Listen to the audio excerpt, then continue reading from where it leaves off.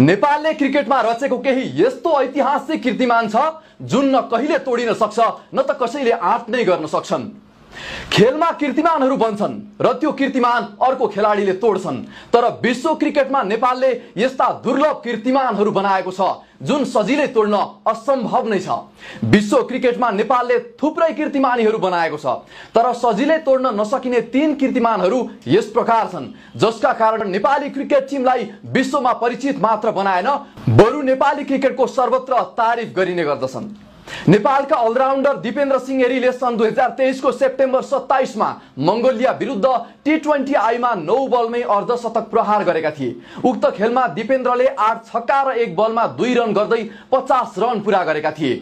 विश्वको कुनै पनि क्रिकेट खेलको यो सर्वाधिक छिटो अर्धशतक हो।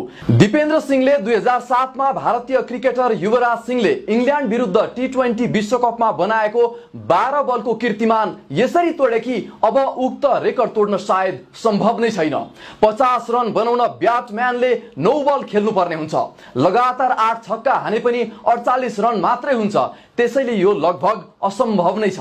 त्यस्तै बलिङमा पनि नेपालको यस्तो रेकर्ड छ जुन कसैले तोड्न त के सोच्न पनि सक्दैन। नेपालका पूर्व बलर महबुब आलमले एकै खेलमा 10 विकेट लिएको रेकर्ड नेपालका पूर्व तीव्र गतिका बलर महबुब आलमले आईसीसी विश्व क्रिकेट लीग डिभिजन 5 सन् 2008 मा मोजाम्बिक विरुद्ध 7.5 ओभरमा 1 मेडन सहित 12 रन खर्चेर 10 विकेट लिएका थिए। सीमित ओभरको क्रिकेटमा इतिहासमै उनी 10 विकेट लिने एक्लो क्रिकेटर बनेका छन्।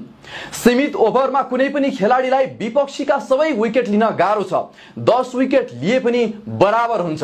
एकै खेलमा क्रिकेटमा 11 विकेट लिन मिल्दैन, त्यसैले यो पनि तोड्न नसकिने रेकर्ड नै बनेको छ। नेपालले सन् 2006 को एसीसी ट्रफी अन्तर्गत म्यानमार विरुद्ध मात्रै 2 बलमा जित निकालेको थियो।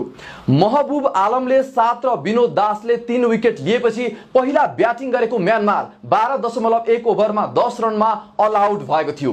11 रनको लक्ष्य नेपालले 2 बलमै पूरा गरेको थियो। उक्त खेलमा ओपनर महेश छेत्री र ज्ञानेन्द्र मल्लले एक बलमा समान 3 रन बटुलेका थिए।